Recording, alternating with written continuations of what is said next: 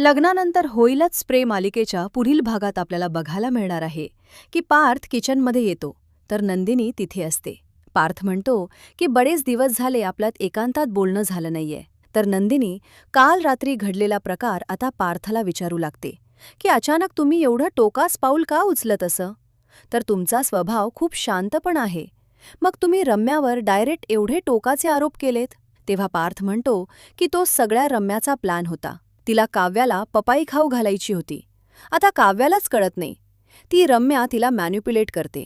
तेव्हा नंदिनी म्हणते की मलाही विजयचा थोडा खटकू लागलाय. पार्थ म्हणतो की काय म्हणायचं तुम्हाला.